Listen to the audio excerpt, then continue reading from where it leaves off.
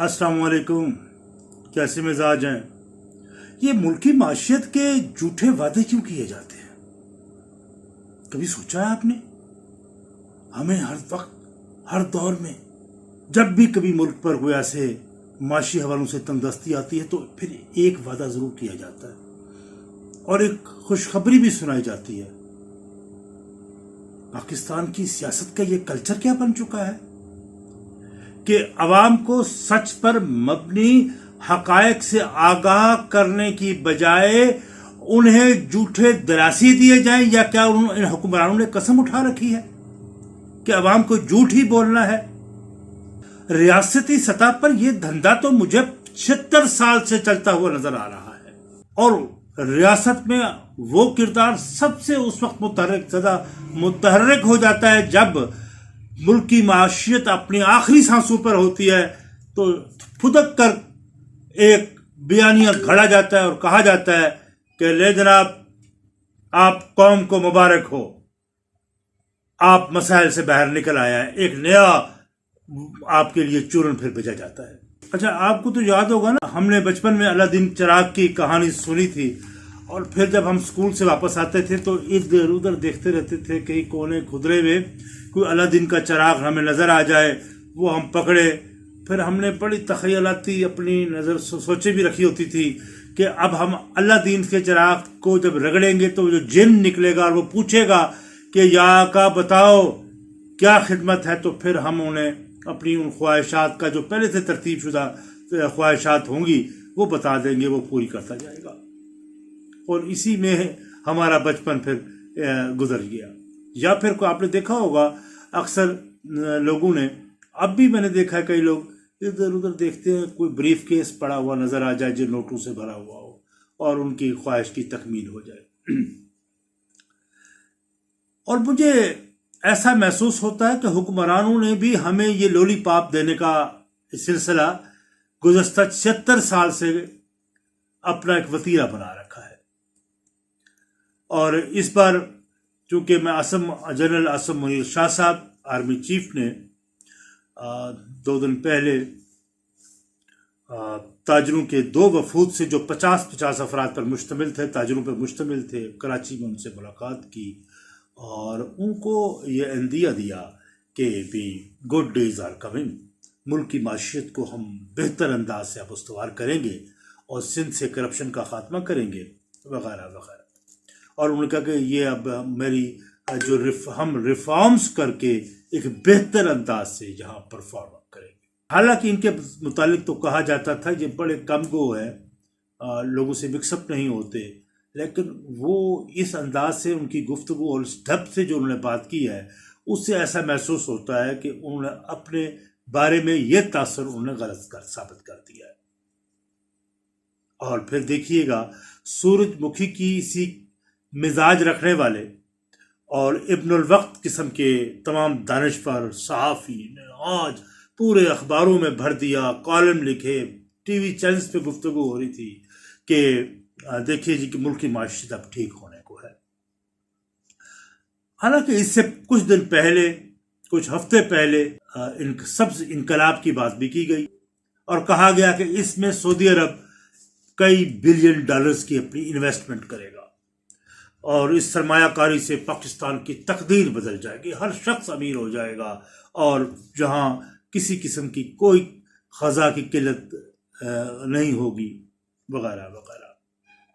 लेकिन वो बात भी इस बार इसलिए गलत साबित हो गई इनकी ये दावा कि वो मुआहदा जिसका ये जिक्र कर रहे थे कि वली अहद सल्तनत सऊदी अरब वो तशरीफ़ ला रहे हैं मुख्तसर अगरचे दौरे पर, जिसकी साबिक वज़ीर आज़म पाकिस्तान शहबाज शरीफ साहब ने भी मिन्नत समाजत की थी कि वो तशरीफ़ लाएं। और ये भी कहा था कि जनरल असम मुनीर शाह साहब ने भी कहा था कि वो आ रहे हैं 5-7 घंटों के लिए, बेशक आए, तो उसमें वो 8-10 जो मुआहदे हैं वो उस पर उन्हें दस्तखत करने हैं और उसके बाद पाकिस्तान की किस्मत बदल देनी है, लेकिन वो नहीं आए और फिर ये मामला खटाई में पड़ गया। और अब सऊदी अरब के हवाले से ये जो गुफ्तगू मैं कर रहा हूं कि उन्होंने कहा था कि सऊदी अरब अब यहाँ सरमायाकारी करेगा, वो 3 माह गुजर गए हैं लेकिन अभी तक कोई ऐसी पेशरफ्त नहीं हो सकी। اور نہ ہی محمد بن سلیمان یہاں تشریف لائے ہیں۔ پاکستان کی تخلیق سے اب تک کرشمات اور معجزوں کے ذریعے اس ملک کو چلایا جا رہا ہے۔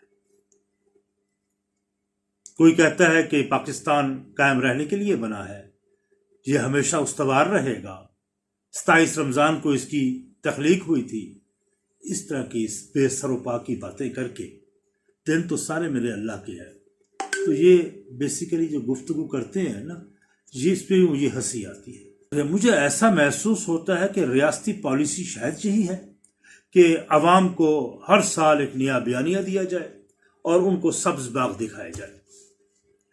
آپ کو بینظیر بھٹو کے دور حکومت تو یاد ہی ہوگا، جب چاغی بلوچستان میں سینڈک کا منصوبہ سامنے آیا، اور جیسے ہی سینڈک کا منصوبہ سامنے آیا تو تعریفوں کے پل باندھے گئے، ڈونگرے بجائے گئے اور کہا گیا کہ جناب اب ایک یہ انقلاب برپا ہو چکا ہے اور عوام کو جو ہے بڑا کچھ حاصل ہوگا۔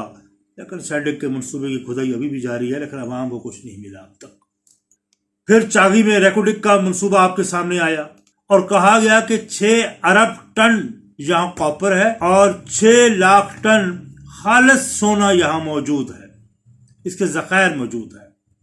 اور پھر ہم نے دیکھا کہ قوم کے ہر دانشور جو تھا وہ کیلکولیٹر ہاتھوں میں لے کر ضربیں تقسیمیں کر رہے ہیں اور یہ کہہ رہے تھے، اس کا تخمینہ لگا رہے تھے کہ ملک کو کتنا ملے گا، کمپنی کتنے پیسے لے جائے گی، لیکن جی دیکھیں جی یہ اتنے ٹریلین ڈالرز ہمارے پاس آ جائیں گے، غربت کا خاتمہ ہو جائے گا، عوام خوشحال ہو جائیں گے۔ لیکن نہ دن پھرے تو غریبوں کے نہ دن پھر سکے، کچھ حاصل نہ ہو سکا۔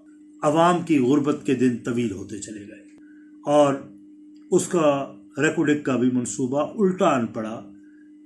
جب عدلیہ کی ایڈونچرزم میں اس کی قیمت عوام کو دینی پڑی کہ 6 ارب ڈالر کا عالمی عدالت کا جو فیصلہ ہوا وہ بھی عوام کو بھی ادا کرنا پڑا اور اس کی قیمت ادا کرنی پڑی۔ اور پھر آپ نے دیکھا کہ میاں نواز شریف صاحب جب تیسری بار وزیر اعظم بنے نا، تو چنیوٹ میں ایک ایسے ہی منصوبے کا افتتاح کیا، یہ غالباً 12 فروری 2015 کا ہے۔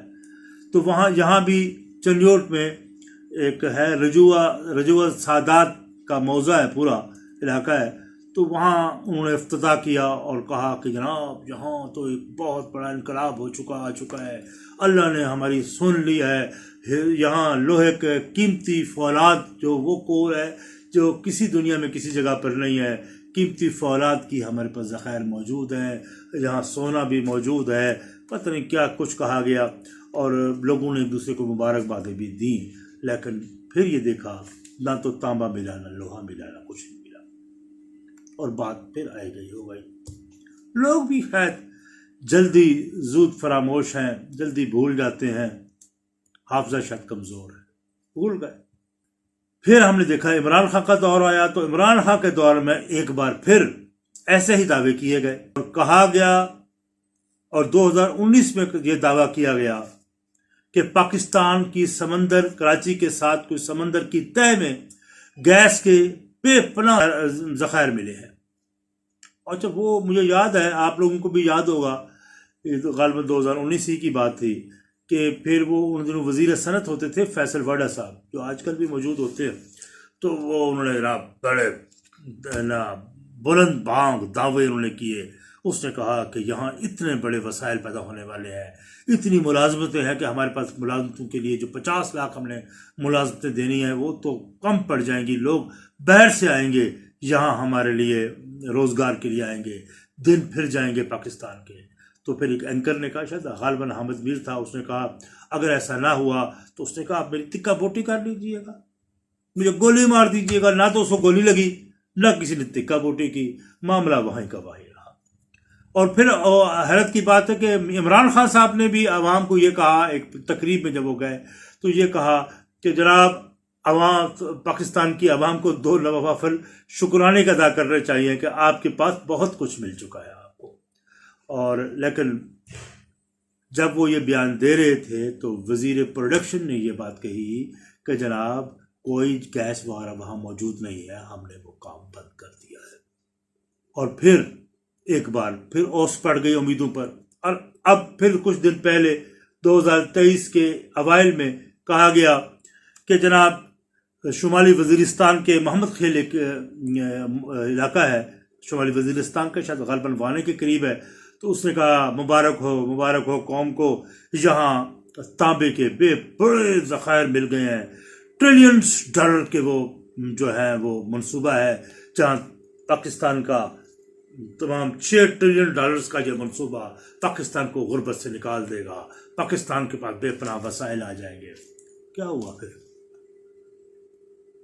کچھ بھی نہیں، وہ ٹھنڈا ہو گیا۔ اب معاملہ عوام کی امیدوں کو بھی اوس ہی پڑنے پائی تھی، وہ مایوس ہو ہی چلے تھے، ایک نیا منصوبہ بنا دیا۔ انہوں نے کہا جناب سعودی عرب پاکستان میں انویسٹ کر رہا ہے اتنے ٹریلین ڈالرز، بلین ڈالرز، اور اس کے میں جو جتنی بھی ہماری زراعت ہے وہ ترقی کر جائے گی، وہ اپنی خوراک بھی، وہ اپنی فصل بھی اٹھا کے لے کے جا سکتا ہے، اس کو اجازت ہوگی، یا بے روزگاری کا خاتمہ ہو جائے گا، اتنے لاکھ نوکریاں نکل آئیں گی۔ اس کے نتیجے میں آرمی نے بھی بڑا بلند باغ دعوے کیے، خانے وال کے قریب بھی سنا ہے کہ ایک ماڈل انہوں نے ایسا فارم بنایا، زرعی فارم بنایا، لیکن وہ منصوبہ کھٹائی میں ابھی تک پڑا ہوا ہے، کیونکہ محمد بن سلیمان نے دستخط بھی نہیں کیے۔ اور لگتا ہے یہ بھی قصہ پاری نہ ہو جائے گا۔ عوام کو کیوں دھوکہ دیا جاتا ہے؟ عوام سے آپ جھوٹ کیوں بولتے ہیں؟ ملک کی معیشت کا ذمہ داری حضور، میں دستہ آپ سے کہتا ہوں جنرل عاصم منیر شاہ صاحب، آپ کی میں باغ کی خلوص نیت پہ شک نہیں کر رہا ہوں، لیکن پر یہ کیوں پریشان ہے پتی پتی؟ یہ کس نے نوچی ہے ڈالی ڈالی؟ یہ شور سا ہو رہا ہے کیسا کہ ہر طرف سن رہا ہوں چیخیں، ارے یہ کون ظالم تھا جس نے ہنس ہنس کے میری بستی اجاڑ ڈالی؟ شاہ صاحب ہمیں آپ کی نیت پہ تو شک نہیں، لیکن یہ آپ کا کام نہیں ہے۔ آپ کا کام سرحدوں پر پاکستان کی حفاظت کرنی ہے اور سرحدوں کی حفاظت کرنی ہے۔ یہ پاکستان کا اندرونی معاملہ، اس کی معیشت کو ٹھیک کرنا سیاستدانوں کا کام ہے۔ آپ مہربانی فرمائیے، آپ الیکشن کی طرف لوٹ کر جائیں۔ اور میں یہ سمجھتا ہوں کہ آج ضرورت اس امر کی ہے، اگر پاکستان جس نہج پہ پہنچ چکا ہے، پاکستان سے ایک بہت بڑا وسائل سے جو لوگ جن کے پاس تھے وہ انخلا ہو رہا ہے، پاکستان سے چھوڑ کے بھاگ رہے ہیں لوگ، کوئی یورپ کو، کوئی امریکہ، کوئی آسٹریلیا، کچھ نہیں ہے کسی کے پاس کام ہے تو وہ ملیشیا جا رہا ہے، وہ سعودی عرب جا رہا ہے، دبئی جا رہے ہیں، پاکستان سے نکل رہے ہیں۔ اور وزیر اعظم صاحب ہمارے بدقسمت یہ ہے کہ ایسے بندے کو وزیر اعظم بنا دیا ہے جس کو زیرو پریکٹیکل تجربہ ہے، زیرو۔ کہتے ہیں کتابیں پڑھتا ہے، کتابیں پڑھنے سے کیا کوئی بندے کو علم آ جاتا ہے؟ کیا پریکٹیکل نالج آ جاتا ہے؟ خدا کا واسطہ یار، یہ کرائٹیریا آپ نے کس شخص کو وزیر اعظم بنا دیا ہے؟ جس کو جو یہ کہتا ہے کہ اگر کوئی پاکستان سے باہر جاتا ہے تو کیا فرق پڑتا ہے، اور تیل کے اوپر وہ کیا بات بیان دے رہا ہے کہ وہ تو زخموں پر لوگوں کے پر نمک پاشی کر رہا ہے۔ اچھا اب آپ مہربانی کریں، میں یہ سمجھتا ہوں اگر آپ سے پھر میں کہتا ہوں، یہ قوم کی بھی میرا خیال میں آواز ہے، میاں نواز شریف صاحب ہوں، اس میں آصف علی زرداری صاحب ہوں، عمران خان ہوں، کوئی بھی ہو، مولانا فضل الرحمان، ان کو اپنے آپس کے اختلافات بھلا کر ایک پلیٹ فارم پہ اکٹھے ہونا چاہیے، اور ان کو سر جوڑ کر بیٹھ کر سوچنا ہوگا کہ پاکستان کو اس اتنے بڑے عذاب سے کیسے نکالا جا سکتا ہے۔ اور مجھے سمجھتا ہوں یہ فوجیوں کے پاس، جرنیلوں کے پاس اس کا نسخہ نہیں ہے، یہ نسخہ ان سیاستدانوں کے پاس ہے۔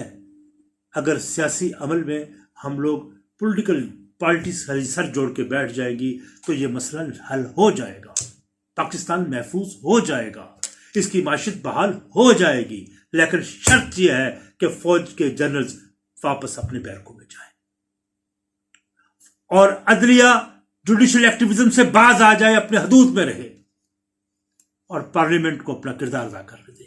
الیکشن کروائیں، جنرل الیکشن فوراً کروا دینے چاہیے آپ کو، کیونکہ ملک متحمل نہیں ہو سکتا اب آپ کے ایڈونچرزم سے۔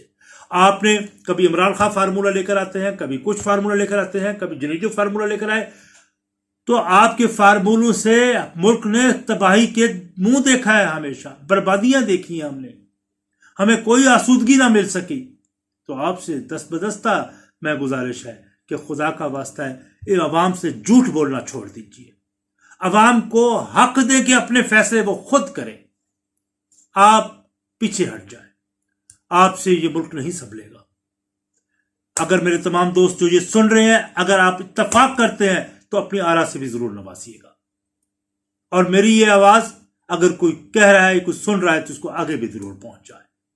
یہ ویلاگ نہیں، میں سمجھتا ہوں ہر صاحب دل کی اور ہر صاحب باشعور انسان کی ایک دل کی آواز بھی ہے. بس.